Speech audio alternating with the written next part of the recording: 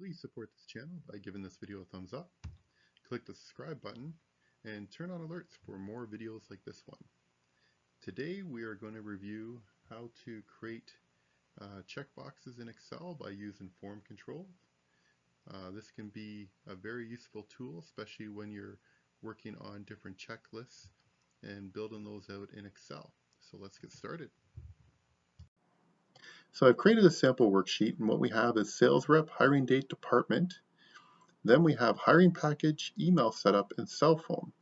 So what I like to do is create checkboxes under the three columns for hiring package, email setup, and cell phone, so I can track the progress of each new hire as they go through the onboarding process. So to do this, the first thing I'm going to need to do is add the developer tab to my toolbar. To do this, we're going to have to access Customize Ribbon. There's two ways to get there. Number one is we can go to File, go to Options, Customize Ribbon, and then we can click on the Developer tab. Another way we can do it is come up here to the Customize Quick Access toolbar, go to More Commands, again Customize Ribbon. We're going to put a check mark here in the checkbox and hit OK. Now you can see our Developer tab has appeared at the top. Okay, next we want to click on the Insert tab, and you can see a window, drop-down window appears, and we have Form Controls and we have Active X Control. So Form Control, they're simple, and you will generally use the Form Controls.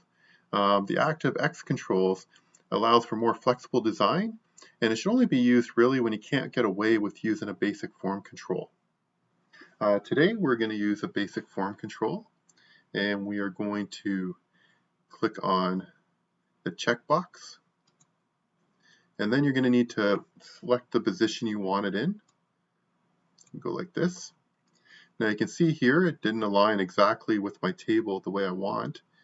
So right now I can move it around. Let's just say I clicked away from it. And now I go to do it, and all you can see is it's just trying to, it just checks and unchecks the checkbox.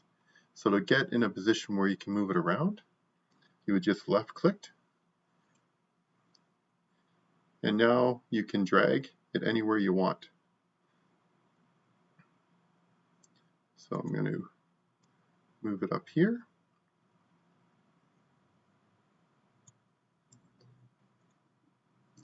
Now you can see that the text check came up right to the right of the box.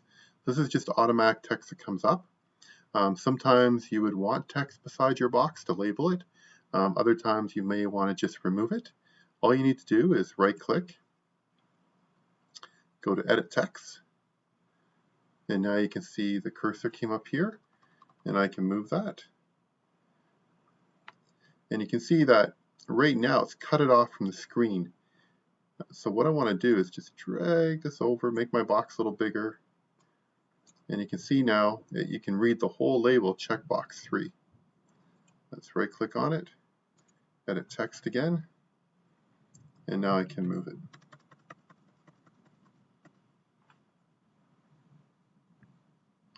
And then I can make it smaller. And there we go. Okay, now I want to show you some pretty cool features. If we just right click on here and we go to Format Control, you can see you can have the value checked, unchecked, so the check mark would automatically be in there and then you can remove it. Or you can have it mixed, which really just grays it out. I'm going to skip cell link for 1 second, but then you also have 3D shading. So if I click on this and hit OK, you can see that it really looks like it's indented the checkbox. It looks pretty cool. You right click on that, go back to Format Control, and then you can see here cell link. So what you can do here is you can actually link it to another cell, and then it will, in that cell, it will give you the result of your checkbox. So let's just test it out. Click there, And we'll do it for G5 here and hit OK. And now you can see when I click on the checkbox, it comes up true. And if I uncheck it, it comes up false. That's a pretty cool feature. Now, obviously, I'd like to have a checkbox in each row for each person, for Sally, Mike, John, Logan, all the way down the list. And what you can do is you can actually highlight the cell, go to the bottom right-hand corner and drag it down. You can drag it all the way down the list, and checkboxes will appear. Here I just dragged it down one row, and I just want to show you that when you do this, the check feature will still work, but now they're linked together. And you can see true comes up here, click on the bottom, false comes up. So what unfortunately you'd have to do is you'd have to right click, go to format control, and you can highlight it and select the next cell, hit OK, and now you can see they're not linked.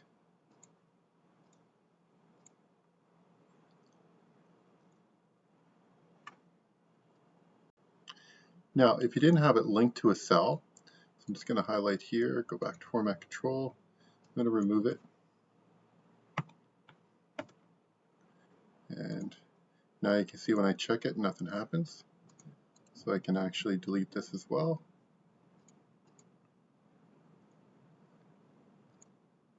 Highlight the cell and drag it down. And now you can see all the checkboxes are independent. And this is good if you have a long list, you can just drag it all the way down.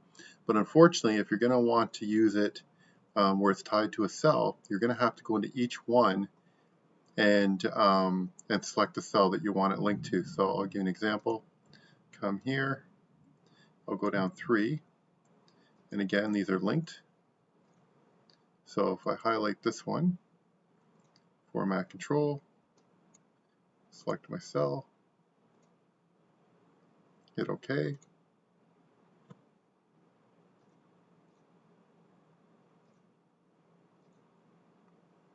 And then I have to do the same thing for this checkbox as well.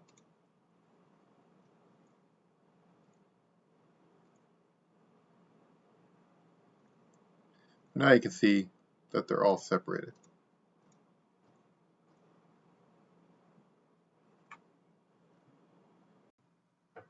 Now a couple other things I want to show you. If you do right click on here and you go to format control, you can actually change the color of the outside portion of your checkbox. So let's just say I wanted to go with a blue,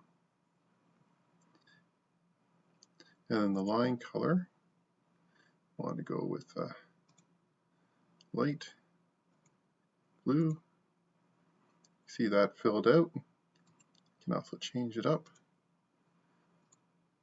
I think I'd like to see the opposite, have the line a dark blue. Hit OK. And you can see that really stands out now and really separates the different checkboxes. Now, one way you can use the true and false when you click on and unclick is to basically highlight cells that aren't completed. And I'll show you, it would work really well for this checkbox. So if you highlighted these 3 cells here, we went into conditional formatting, and we go to new rule. We can create a rule now, which says, I'm just going to unlock this cell so it moves with it, and say if this equals false, what we'd like to do is for it to get filled in by red, and we want the font to go to white so it'll be easier to read. Hit OK, and you can see nothing happened here, but if I uncheck a box, then now Rachel comes up highlighted in red. And this will just show you that you have data that hasn't been, or checkboxes that haven't been checked off, or that haven't been incomplete, so you got to complete it. And then as you complete your tasks, everything comes unhighlighted. Now, let's say you didn't want people to see the true and false. You can always just right-click here, highlight this column, right-click on it, just say hide, and now they can't see the true and false, but as you can see, it still works, and it's fully functional.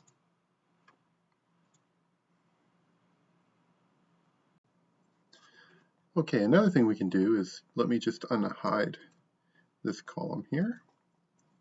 We can use the true and false and add a formula to it so that it will give us a result in another cell. So just do a simple one here, if, and let's just say this cell here equals true.